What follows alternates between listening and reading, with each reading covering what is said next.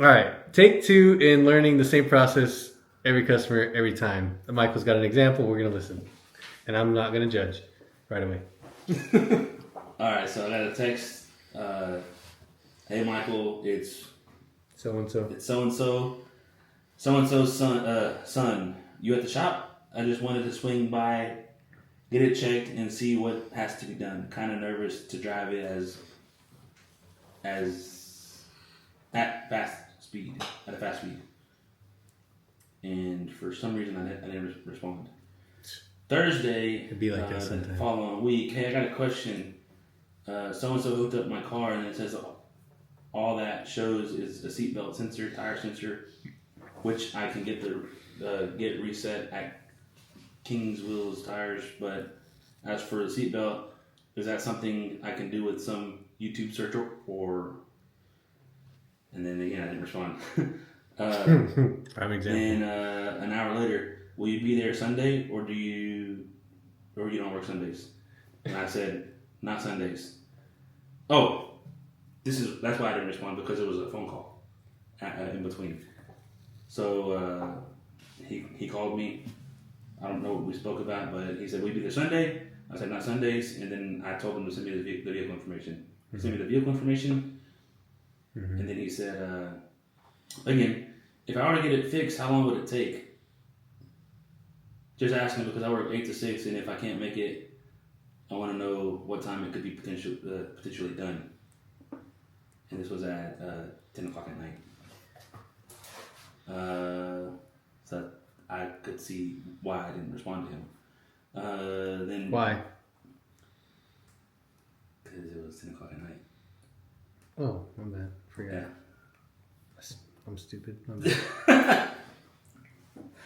bad. Then that Monday he sent me a picture. Engine power is reduced. Hey bro, popped up on my girlfriend's car.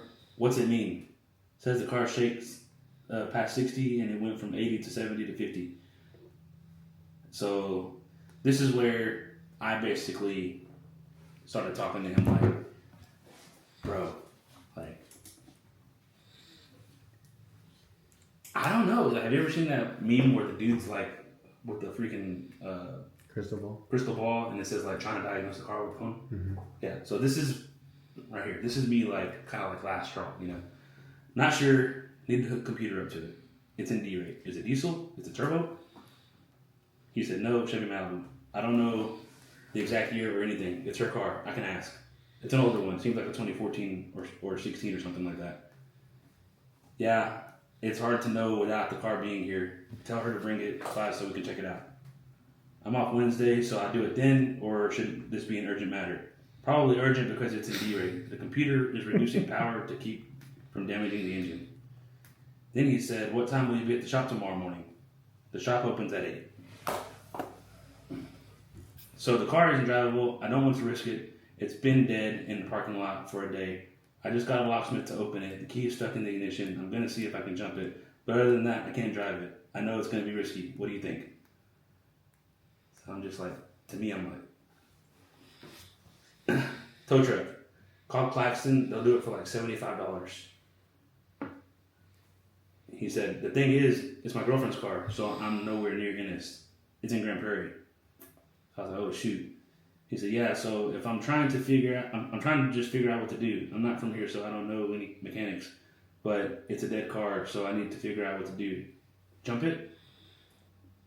I said, you said it's not safe to drive, right? He said, no, I'm sure if she drove it again, it would die. Right now, it's dead. Her oil is black as dog shit. Could that be an issue? Just wondering if there's anything I can personally do. I said, man, I'm not sure. It's going to have to go to a shop. He said, if I can come by in the next hour, can you do a test on my car? So this is a completely different car, different subjects, different day. If I come back in the next hour, can you do a test on my car? And so at this point, I just sent him the shop phone number. And I said, this is the number to call. I'm not even at the shop. Call them and they will get you in. And then he finally brought us his vehicle. And we were able to get, I don't know if you remember that Facebook post about the NASCAR alternator. That was it. So, like, basically that. Okay, and this is a prime example. You said this is a prime example. Give me your perspective on it. I'll give you mine. Okay, so my perspective is like,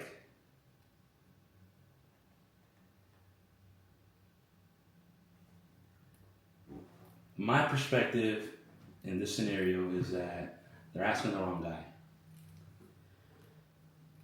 And the phone number is 469-716-5578. Call them and they will get you handled. Because I'm not near the shop, I'm out doing other stuff, and I can't even diagnose your car over the phone. And if I were able to, like, just, there's not much I can do. Mm-hmm. So that's my thoughts, I guess. Okay. As nice as I can. Say it. That's fucking retarded.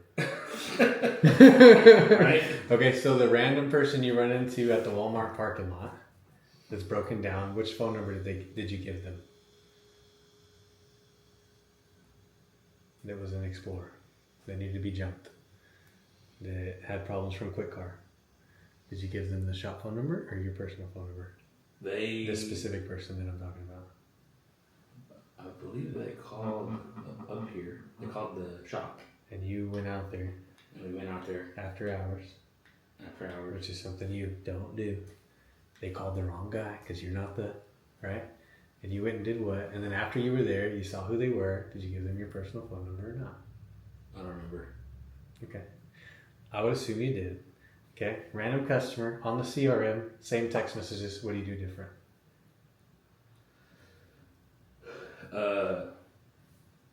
Hey, Gary, hey, Randall. Okay. Go ahead and kick them back. Fair enough. I mean, like straight up. Hold on. Fair enough. You didn't do that. Why didn't you do that?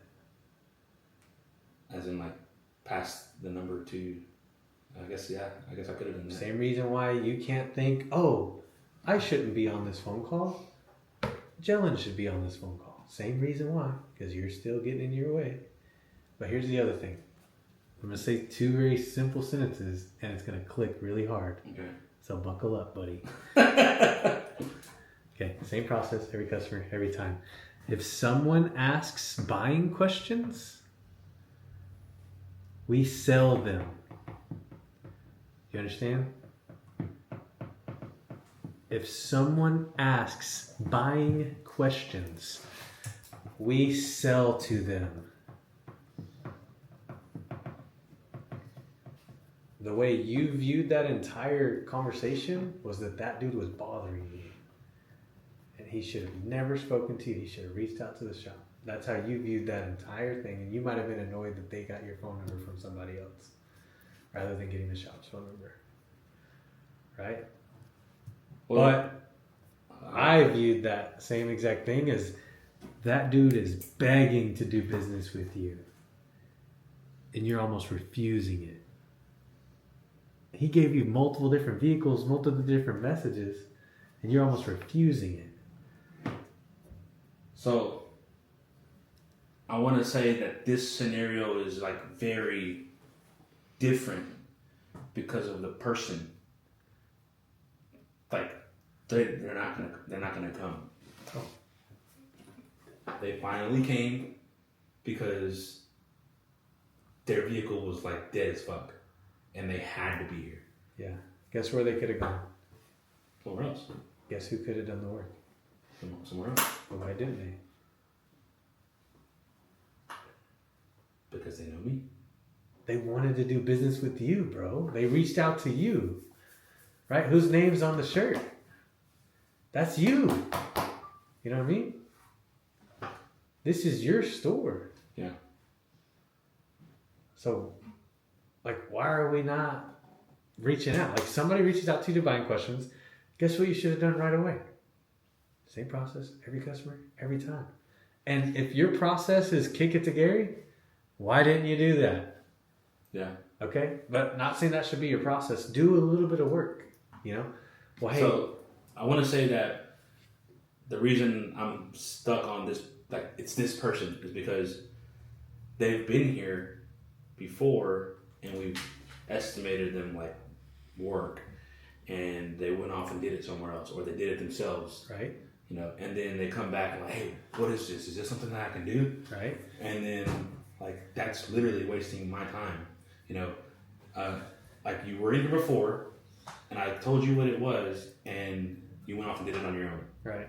And now you're coming back to me and you're asking me if there's something I can do, and I'm literally telling you, you need to get a tow truck and you need to get it to the shop. Right. And you never did it. Guess what? Do you know what I'm going to say or no? Do you know what I'm going to say or no? No. Okay, so number one, your process has been dog shit this whole time. So Okay. I wouldn't have done it. I wouldn't have let you do it either because I didn't. It was just so transactional. Like I could have chat GPT'd it and I would have got the same data you gave me. Okay. So you didn't get buy-in from this type of person. There's multiple different types of people. This specific type of person, you're gonna run into him, and you've ran into him before. He's gonna keep showing up. Like you had to handle him in a different way. Okay. So the other thing is your process wasn't great, but in that whole thing, it should like, dude, your tone and like your presentation and just the skill of understanding the situation and presenting the solution and presenting why it needs to be done and why it needs to be done Now. and why it needs to be done here is such a big difference in what you've done before. So again, like it seems so simple to this person because of the way you said it that they, oh shit, I can do that. No, you know what? Appreciate you, man. I'm gonna do it myself. You would be no different. Like as him, would you not? If you thought it was just like changing an air filters type of simplicity, would you not just do it, or would you pay somebody $100 to do it? I'd probably just do it myself. Exactly. So you can't blame them. Number one, but number two, whenever they come back for round two with something else, you're out of gas with them. You know, you still hold that that gun to his head from last time. You know, you brought that baggage to this deal. Mm. You can't do that, dude. You got to start over fresh every single time. Same process, Every customer, every time. every single time, dude. You have to. So Cannot bring baggage from these other people. same process, every customer, every time. Mm-hmm. Another customer. I literally have him on, like, I haven't read his message. Wonderful. But I'm going to read it right now. Please do. So, Don't read all of them. so look, check this out. Jesus Christ. Yeah. Okay. Right. And I'm like, I'm talking with him. Then he says, he commented, he appreciated or Shout it out. shouted out. You're the marketing Yeah. guy. He's like, I like any marketing guy, so you need to call me. It'll fit with that. And I'm like, and he sent that with the YouTube video. He goes, I said, cool, I'll call you as soon as I get back to the shop. I'm in Dallas right now. And then I guess I got busy, forgot to call him. Yeah. And then he says, when do you want to do that Audi? I'm like, he said, watch the video and let me know ASAP. And then he sent the side of his eyes. Okay. Finally, I hit him back. My bad, I've been busy. Let me get to the shop Monday and see. This was on like a Saturday. Let me get to, or Saturday night. I said, let me get to the shop Monday and see how. Oh no, this was today. I said, my bad, I've been busy. Let me get to the shop Monday and see how and where we would store it. So backstory: he wants us to do a service on his Audi that is going to take a full 24 hours. And he wants to pay $100 to do it, only so that we can use it as a marketing source. Okay. Is that how you do business? No. Okay. So what do you do? How do you handle it? So I said, my bad, been busy. Let me get to the shop Monday and see how and where we would store it, because it would have to be in the same spot overnight, and I don't want to clog up a bay for $100, you know? Let me Who figure said out the $100? best way. He offered you? So he told me, it was a phone call, that it's an oil consumption problem. It's a known problem on these Audis. Yeah. And He just wants you to find where it's he coming. could do it himself, but he don't have the proper way to store it Right. in a enclosed area. And because the engine's going to be like opened up, it's going to be exposed. And it's really simple, but he don't want to do it himself, and he wants to offer us to do it and like do a quick like, oh, this is an Audi oil consumption problem. This is how you do it. Blah blah blah, whatever, and pay us $100 to do it. Right. And what's your answer? Do you want to do it? Yes or no? Fuck no. Then why'd you not tell him no? Because I don't know how to tell him. Listen. No. Same. Yeah. So if a random person called in and offered you this, what would you do? You're looking at $1,500. Dude, I appreciate you. And man, dude, you got a sick ride, man. I love those Audis, man. They're beautiful, but they are known for this oil consumption problem. I'm assuming that you've had this quoted before. No, he's going to play like, no, I have no idea. Okay, well, it's just a little bit more intensive, dude. If it was as simple as doing it for $100, I'd do it for free for you. But it's just something that's going to require time, space, and money out of my pocket. Just because of the manpower that I'm going to have to keep an eye on it. It would look awesome online. And dude, I would love to post your Audi, I promise you. And you bring it in here, you're going to get grade A service. But at the end of the day, dude, for me to do, the job for $100, I'm doing a disservice to all of us because I just can't I can't provide you the attention that really you should have for $100. And, just to mislead you that like, that's the kind of work we're going to do here. I just don't want to mislead you. So, will I do it? 100%. Will I do it well? Absolutely. It's going to be fantastic. But does that match for $100? It just doesn't. Why'd you come up with $100? And then he would tell me why he came up with $100. And I would just tell him, I think the best thing for you to do is trade this car in and go find you a $100 car. You're obviously in the wrong car. Right? Would I not? Absolutely. Yeah, I would go all the way in. Yeah, I would if I kept hearing dumb shit out of his mouth, man, dude, can I make a suggestion? Have you ever thought about like trading in this vehicle and not having something like so expensive, just since it seems to be an issue for you? So anyways, right? Is that what you wanted to do with that guy? The Audi. Is that what you wanted to do with the guy and just tell him like, dude, I'll do the work, but I can't do it for $100? Basically, yeah. Why didn't we? Why put it off for Monday? Why put off for tomorrow what we can do today? Do it now or do it later?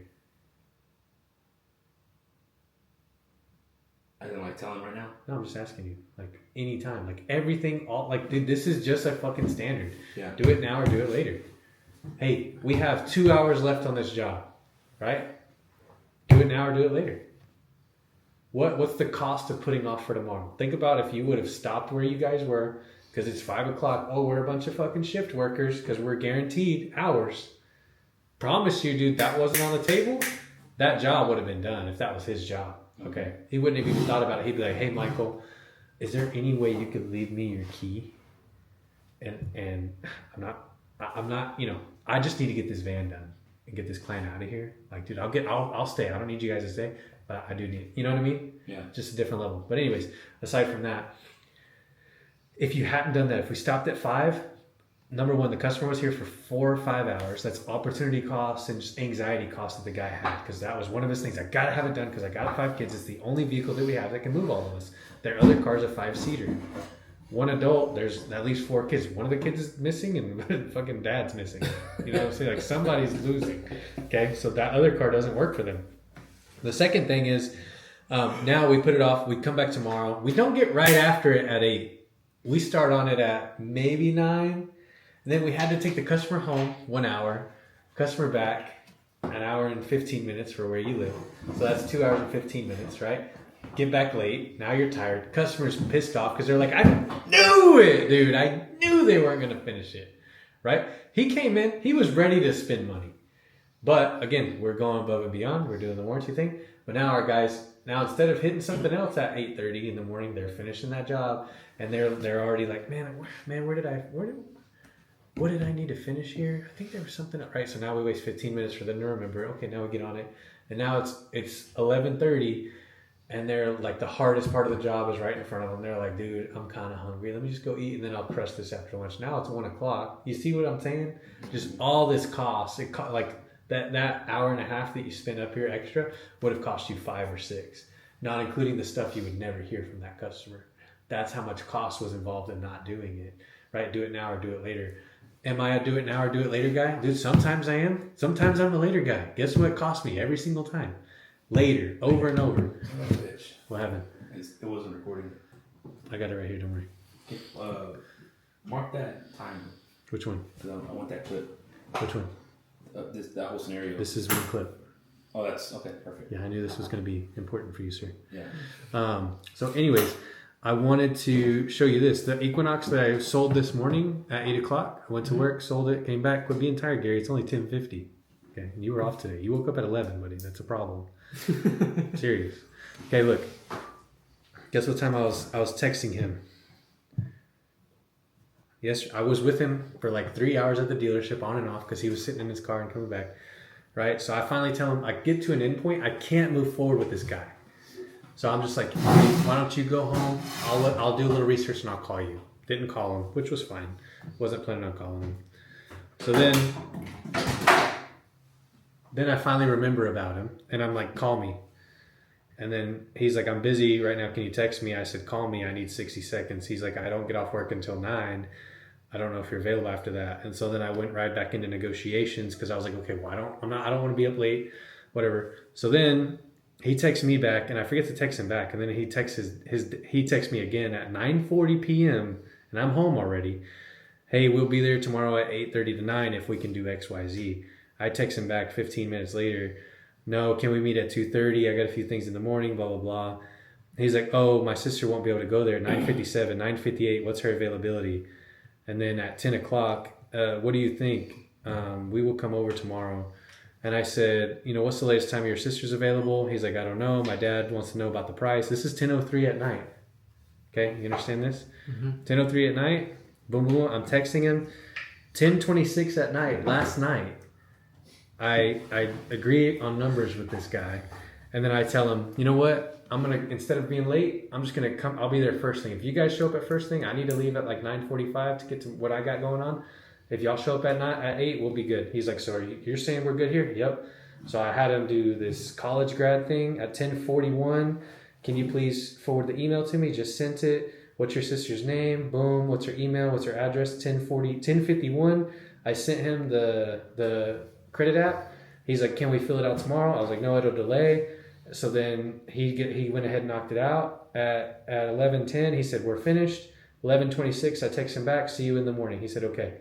7:50 a.m. Good morning. I have the car parked here by my desk. What's your ETA? 8:30. So he's 30 minutes late. 11:30 at night. I texted him. But I'll show you this.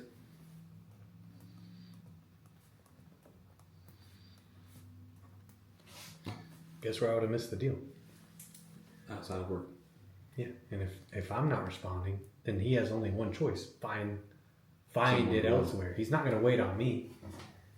So like the position you're in, you can't be too good to talk somebody at night.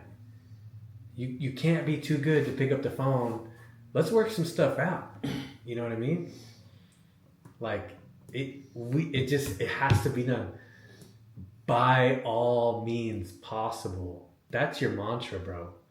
By all means possible. There's not you can't do your best. You have to do what? What's required? What's required? What's required? Texting somebody at night. Talking to somebody on a Sunday. Have I ever talked to somebody on a Sunday before? Yes. Have we ever been at the dealership before looking for customers on a Sunday?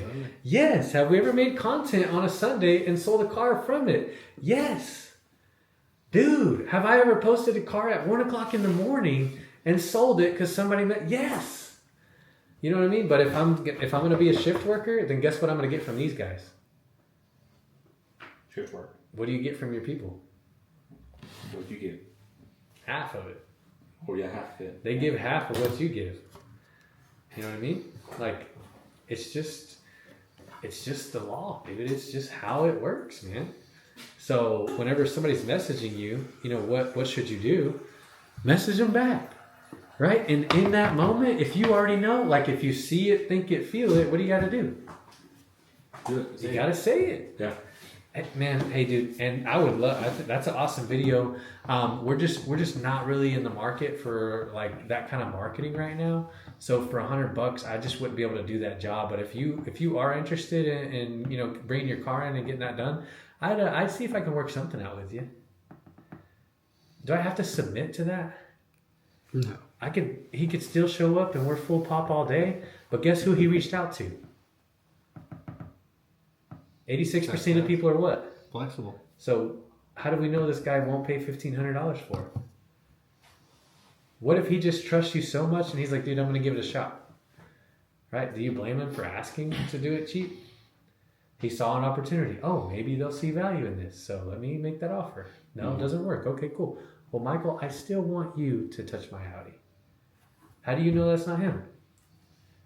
How do you guarantee that you don't find that out, though? Not treating him like you would any other client, right? And what do we do with our clients? We ask them questions, take them through the process. What's going on? How long has that been happening?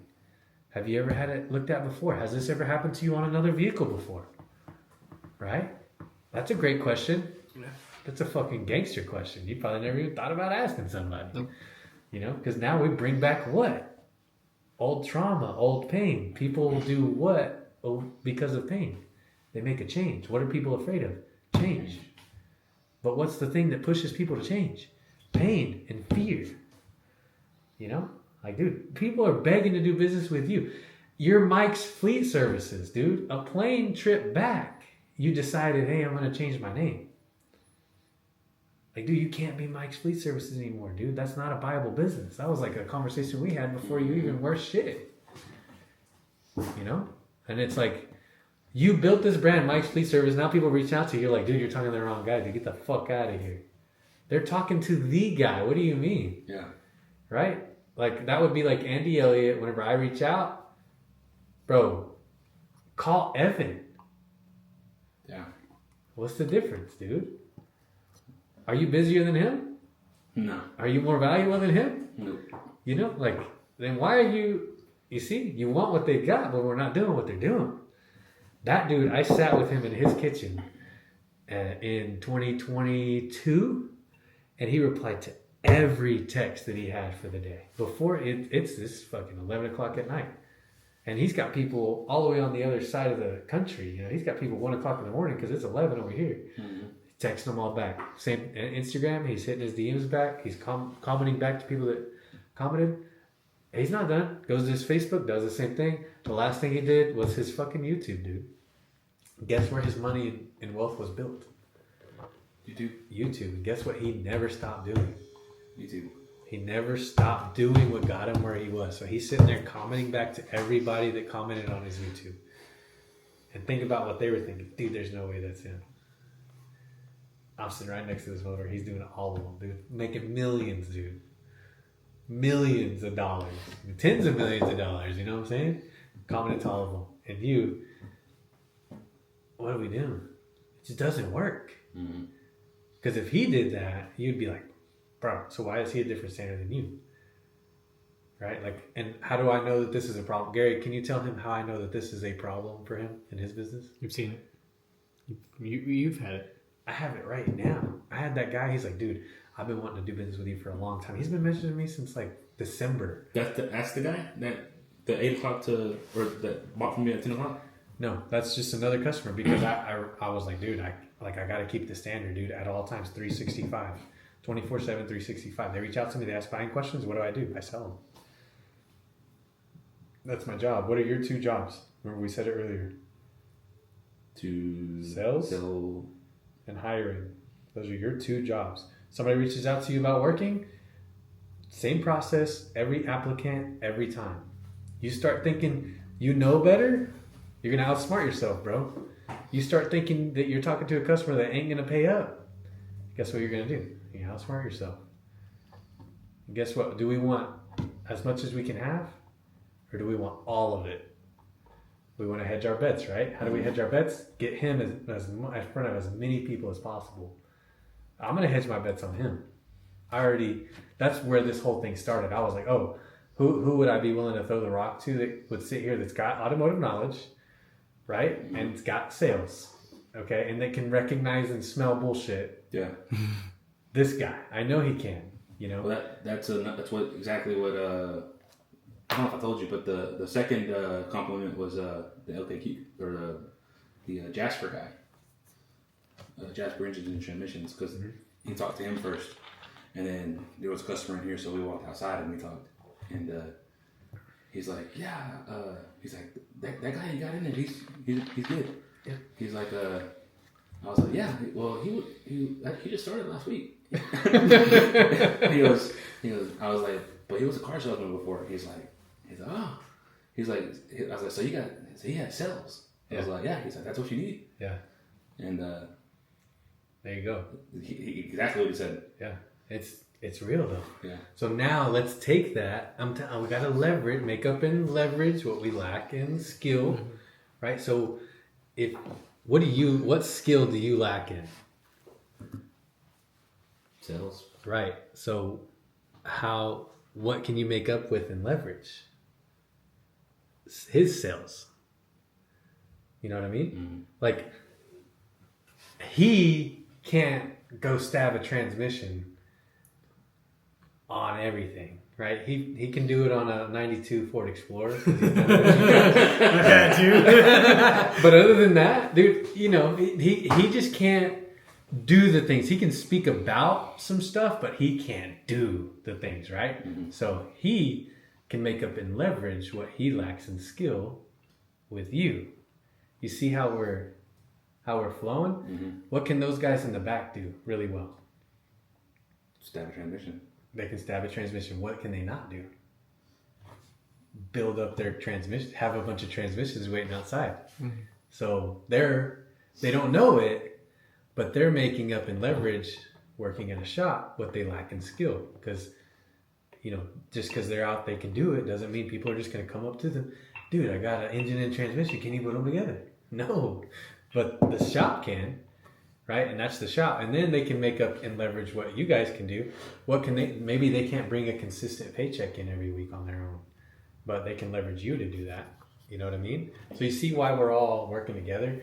And like some complicated problem solving or things that appear to be complicated, it's not that you lack the knowledge of how to fix them. You lack the awareness of the knowledge that you may have to fix some of these problems. So that's whenever you call me, right? So then I'm able to pick up some of those things and put those together. You see how we're all in such a beautiful like piece to where it all just comes together, just fucking magic, dude. It's like a Disney movie, you know? But if we're all showing up and we're all going different directions, that's the problem, right? Everybody in there, they feel like if they don't watch out for themselves first, they're not being watched out for, even if they are. How do they feel? It doesn't matter what the reality is, because perception is what? Reality. Whose reality matters to them? Their own. Exactly. So what are we doing, Michael, to be sure that the reality that they're experiencing is the same one you're trying to serve them? Well, we slow down. We don't assume nothing. We actually start having the meetings that you say you're going to have. We start a year ago. You were, screaming your core values. We had all kinds of stuff rolling, right? Mm-hmm. And that's just not happening anymore. So we felt a dip. All right. So we're gonna pick back up. We're gonna just forget about all the losses. Treat same process every customer every time. People reaching out to you if they're asking buying questions.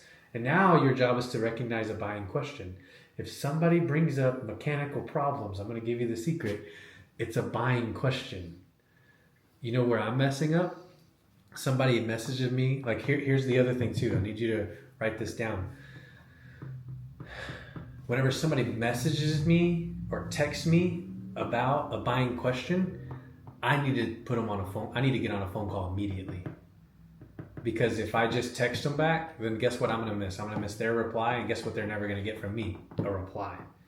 But a phone call, I can't just say a sentence and hang up on them on a phone call. That's just not going to happen. You feel me? Mm-hmm. So the best thing I can do is make a phone call. I get on the call with them and then work my process. What you got going? Boom, boom, boom. I don't care how much. You spell immediately. IMMEDIATELEY. Close enough. Yeah. I didn't know if it was I or E. Who cares? You know, again, you can make up and leverage what you lack in skill. So, you spelling immediately or required is not required, okay? But you knowing what you wrote is. So let's just worry about it later.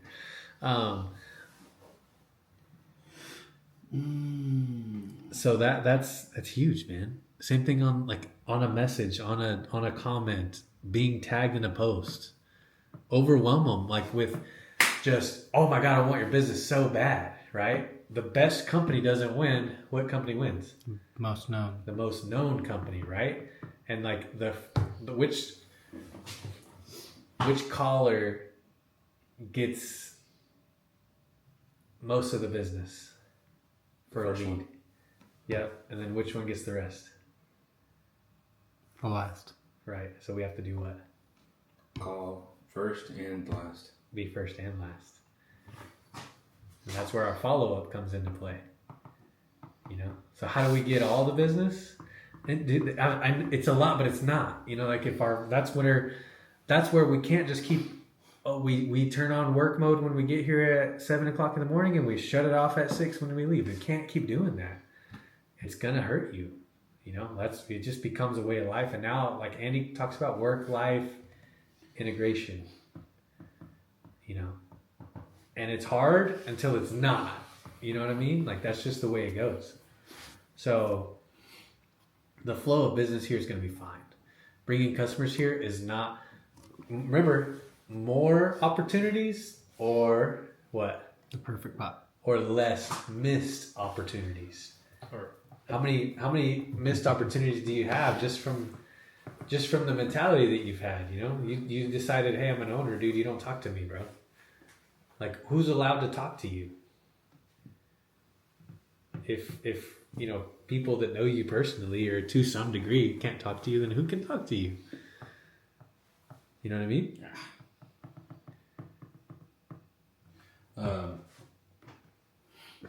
It's not that I didn't say that he couldn't talk to me. Then what is it? At the time, before this conversation, it Well, was... of course, there's a lot. It was- it would be at the weird if time, it was still it a problem was- tomorrow. At the time, it was almost like I can't really help you. Right. You can't help anybody. Because you're not a what? Not a genie. Yeah. You're a George.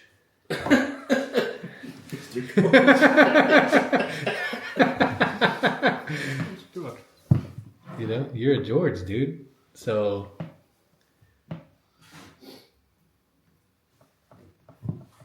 same process every customer every time. If they ask buying questions, we sell them.